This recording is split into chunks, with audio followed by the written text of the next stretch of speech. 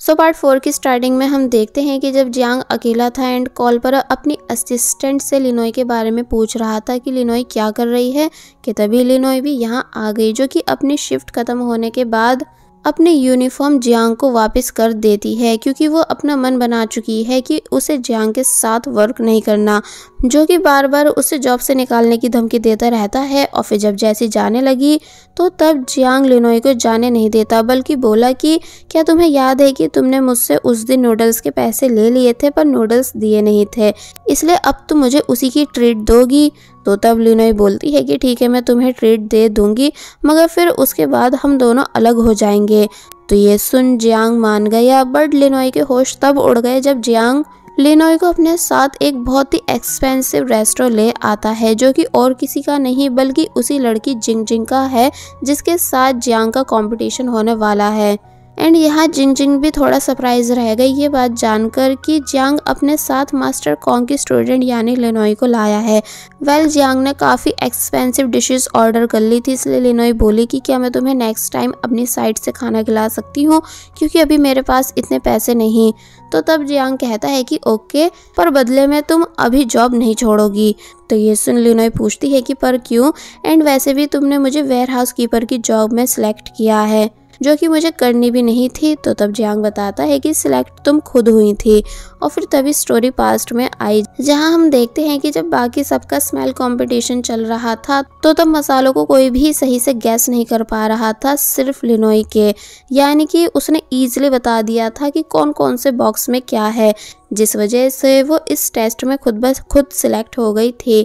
इसलिए प्रेजेंट में जियांग बताता है कि तुम्हारी बहुत ही शार्प नोज है, जो कि तुम्हें सबसे यूनिक बनाती है, इसलिए मैंने तुम्हें वेयर हाउस कीपर की जॉब दी। तो ये सुन लिनोई हैरान हुई। अब हम देखते हैं कि ये दोनों खाना खाकर बाहर आ गए, जहाँ जब लिनोई के लिप्स पर कुछ लगा हुआ था, जिसको जियांग अपने हाथों से हटाने ही वाला था, मगर तभी रुक जाता है और लिनोई से उसे क्लीन करने को बोलने लगा। तो तब लिनोई अपना फेस क्लीन कर लेती है और फिर तभी जियांग को बाय कर यहाँ से चली गई। जिसके बाद अब हम देखते हैं कि जब लिनोई एक जगह खड़े होकर अपनी सेल्फी ले रही थी तो तब उसके पास जिंग जिंग आई, जो कि कहती है कि क्या मैं तुम्हारी हेल्प कराऊं, और फिर तभी खुद से लिनोई की फोटोज को क्लिक कर देती है। थोड़ी देर बाद हम इन दोनों को साथ में देखते हैं, जहां जिंग जिंग ने लिनोई को अपना ऑफर दिया, यही कि वो उसके साथ काम करने लगे। एक्चुअली जिंग जिंग चाहती है कि लिनोई जिंग जिंग की टीम में हो जाए, जहां उसे बस इतना करना होगा कि वो जियांग की इंफॉर्मेशन लाकर उसे देगी, और फिर जब वो जियांग से कंपटीशन जीत जाएगी तो तब वो लिनोई को अपने होटल में जॉब पर रख लेगी। साथ ही उसने लिनोई को अपने होटल का VIP कार्ड भी दिया, जिसकी हेल्प से वो कभी भी वहाँ फ्री में खाना खा सकती है। बट लिनोई कुछ नहीं बोलती, बल्कि बस चुपचाप बैठकर जिंग जिंग की सभी बातों को सुनती गई। और फिर सब सुनने के बाद उसने एंड में जिंग जिंग के साथ काम करने से साफ मना कर दिया। तो तब ये सुन जिंग जिंग सरप्राइज हुई, यानी कि उसे लगा था कि लिनोई इजीली उसके साथ काम करने के लिए मान जाएगी, क्योंकि वो लिनोई को सैलरी भी डबल दे रही थी, बट लिनोई ने ऐसा नहीं किया। अब हमें दिखाया जाता है कि लिनोई को बारिश की वजह से अपने घर जाने में प्रॉब्लम हो रही है, कि तभी उसे जियांग की बातें याद आई, जब जियांग ने उससे 2 काम करने के लिए बोले थे। पहला ये कि आज जो भी डिश वो लिनोई को टेस्ट करा रहा है, उनकी स्मेल और फ्लेवर को लिनोई को याद रखना है, एंड सेकंड ये कि जिंग जिंग उससे ज़रूर मिलने आएगी, तो तब वो उससे जो भी कुछ बातें करेगी वो सब उसे जियांग को बतानी है। इसका मतलब जियांग को पहले ही पता था कि जिंग जिंग लिनोई से मिलना चाहती है, बट प्रेजेंट में लिनोई इन सभी चीज़ों का मतलब समझ नहीं पाई कि आखिर जियांग को कैसे आइडिया हुआ कि जिंग जिंग को मुझसे मिलना है। अब हम देखते हैं कि लिनोई जब जैसे अपनी बिल्डिंग के बाहर आती है तो तब उसे जियांग ने रोक लिया, जो कि अम्ब्रेला लेकर उसी के आने का वेट कर रहा था। इसलिए लिनोई हैरान हुई कि आप यहाँ कैसे, यानी क्या आप मेरे आने का वेट कर रहे थे? तो तब वो कहता है कि हाँ, क्योंकि बहुत बारिश हो रही है। और फिर तभी जियांग ने लिनोई को सूप दिया ताकि लिनोई को ठंड नहीं लगे। लिनोई खुश हो जाती है ये देखकर कि जियांग को उसकी कितनी फिक्र है, इसलिए उसने सब बता दिया कि हाँ, आज वैसा ही हुआ जैसा तुमने बोला था, यानी कि मुझसे जिंग जिंग मिलने आई थी एंड ज़्यादा पैसों का ऑफर देकर मुझे अपने साइड करने के लिए बोल रही थी। तो ये सुन जियांग पूछता है कि तो फिर तुमने क्या बोला, यानी क्या तुमने उसकी ऑफर एक्सेप्ट कर ली? तो तब लिनोई बोलती है कि नहीं, यानी कि मैंने जिंग जिंग को साफ इनकार कर दिया है उसकी टीम में आने से, क्योंकि मुझे किसी को भी चीट नहीं करना है। तो ये सुन जियांग खुश हो गया। लिनोई अब अपने अपार्टमेंट के बाहर आ चुकी है, जहां जब जैसे उसने सूप देखा तो वो सूप वो था जो कि बचपन से लिनोई का फेवरेट है। इसलिए लिनोई को ये बात समझ नहीं आती कि मिस्टर जियांग को कैसे पता चला मेरी चॉइस के बारे में, और फिर ये सोचते हुए अंदर चले गई कि ज़रूर ये कोई एक कोइंसिडेंस होगा। अब हम देखते हैं कि मॉर्निंग में लिनोई जल्दी जल्दी अपने फादर को रेडी कर रही है कहीं जाने के लिए। एक्चुअली लिनोई के फादर मेंटली ठीक नहीं है, इसलिए बच्चों की तरह जिद्द करते हैं, और फिर जब जैसी वो उनको लेकर जाने लगी तो तब लिनोई ने अपने फादर का बॉक्स गिरा दिया, जो कि फिर उसने उठाकर उन्हें दे भी दिया। तो वहीं ऊपर से जियांग भी इन दोनों को जाते हुए देख रहा था, और फिर तभी याद करने लगा कि बचपन में भी लिनोई ठीक अपने फादर को ऐसी अपने साथ लेकर जाया करती थी, जिसे भी पहले वो ऐसी दूर से देखा करता था। इसलिए प्रेजेंट में मन ही मन मुस्कुराते हुए बोलने लग जाता है कि ये आज भी ठीक पहले की तरह है। अब नेक्स्ट डे हम देखते हैं कि लिनोई जब जैसे अपनी जॉब पर आई तो पता चला कि होटल 3 दिन के लिए क्लोज है, यानी कि अब ये तभी ओपन होगा जब जिंजिंग एंड जियांग के बीच का कंपटीशन खत्म हो जाएगा। लिनोई यहाँ से जाने लगी कि तभी उसकी नज़र किसी पर गई, इसलिए दोनों एक साथ एक दूसरे को देखते हुए बोले कि तुम कौन। अब हमें दिखाया गया कि ये दोनों साथ में बातें कर रहे हैं, जहाँ इस पर्सन ने अपना इंट्रोडक्शन दिया कि मेरा नाम फैंग है एंड मैं यहाँ का सीनियर शेफ हूँ, यानी कि एज में जियांग से भी बड़ा हूँ। तो तब लिनोई भी अपना इंट्रोडक्शन फैंग को देने लगी कि तभी असिस्टेंट यहाँ आई, जो कि बताती है कि मैं मिस्टर जियांग को उनकी नाइफ किट उनके घर देने जा रही हूँ, क्योंकि वो वहीं पर कंपटीशन की तैयारी कर रहे हैं। तो ये सुन लिनोई को आइडिया आया कि ये बहुत ही अच्छा मौका है जियांग के साथ रहकर उसकी स्किल्स सीखने का, इसलिए वो उस किट को अपने साथ ले जाती है, ये बताकर कि मैं ये उन्हें दे दूंगी बिकॉज हम दोनों नेबर्स हैं। और फिर जब जैसी जियांग के अपार्टमेंट के बाहर आई तो पता चला वो घर में है ही नहीं बल्कि कहीं जा रहा था, इसलिए जियांग ने अपने घर का पासवर्ड लिनोई को दे दिया, जिसकी हेल्प से वो घर में आ गई। बट जब जैसी जियांग को याद आया कि मैंने घर पर अपने एनिमीज एंड फ्रेंड्स की फोटोज लगा रखी हैं जो सब लिनोई भी देख सकती है, इसलिए वो तुरंत वापस घर आने लगा एंड लिनोई को घर आते ही आवाज़ें देता है। लिनोई सामने खड़ी होती है और गुस्से से जियांग को देख रही होती है, इसलिए जियांग को लगने लगा कि शायद लिनोई को सब पता चल चुका है, बट ऐसा नहीं होता, बल्कि लिनोई इस बात से गुस्सा थी कि अच्छा तुम हो वो पर्सन जिसने मुझे नेगेटिव कमेंट्स कराए थे एंड मेरा रेस्टोरेंट क्लोज कराया था।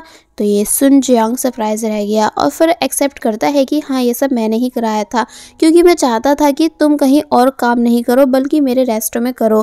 तभी मैंने हमारी बिल्डिंग के बाहर अपने रेस्टोरेंट के पोस्टर्स भी लगवाए थे, जिन्हें देखने के बाद ही तुम इंटरव्यू देने आई थी।